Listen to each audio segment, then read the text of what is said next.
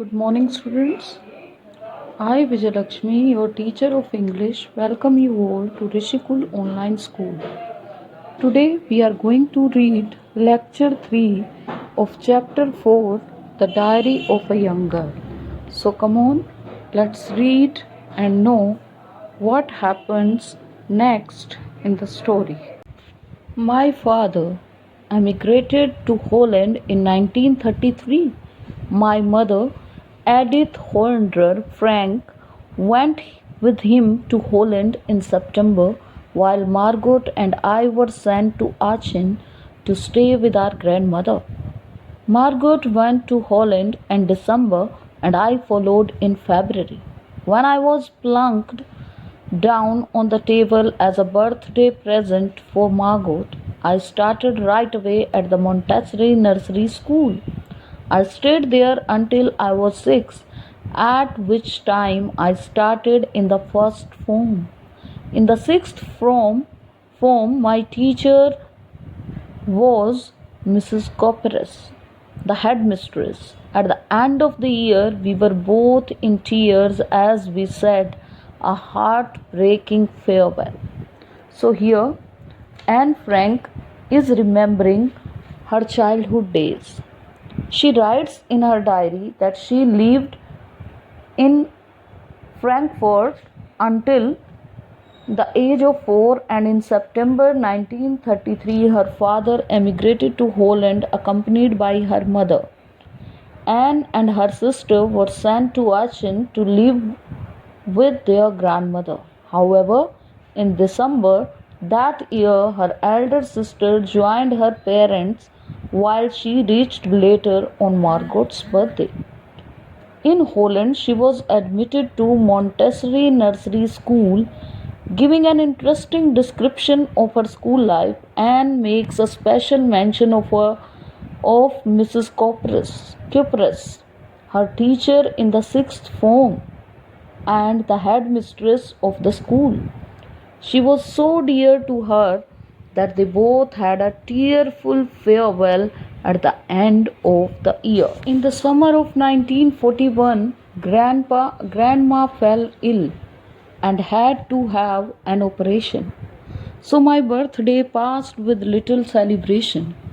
Grandma died in January 1942. No one knows how often I think of her and still love her. This birthday celebration in 1942 was intended to make up for the other, and Grandma's candle was lit along with the rest. The four of us are still doing well, and that brings me to present date of 20 June 1942 and solemn dedication of my diary. Now here Anne writes that in Holland she was admitted to Montessori school and her tearful farewell at the end of the year with her headmistress. Anne's grandmothers fell ill in summer of 1941 and had to be operated upon. So Anne had a simple birthday celebration that year. Sadly, her grandmother died in January 1942. Remembering her fondly and lovingly, Anne's birthday celebration in June 1942 had a candle lit for her grandmother along with the rest. Anne next writes about June 20, 1942, an account of her classroom experience. So let's read and know. Now here we are going to read and know the answer to some oral comprehensions questions. So here are they. Why does Anne provide a brief sketch of her life? The answer is since no one would understand her musings if she were to jump right in. She was an introvert, so she decided to provide a brief sketch of her life in her diary, Kitty. What tells you that Anne loved her grandmother? Anne's statement that no one could understand her intensity of love for her grandma indicates that she loved her grandmother. In addition, her touching gesture of lighting a candle for grandmother during Anne's birthday is also a poignant reminder of her love for grandma. So through this statement we came to know that she loved her grandmother dearly. So here Anne is giving one of the account of her diary. She wrote, "Dearest Kitty, our entire class is quacking in its boots. The reason, of course, is the forthcoming meeting in which the teachers decide who will move up to the next form and who will be kept back. Half the class is making bets. GN and I laugh ourselves silly at the two boys behind us, CN and Jacques, who have stocked their entire holiday savings on their bet. From morning to night, it's you are going to pass. No, I'm not. Yes, you are. No, I'm not.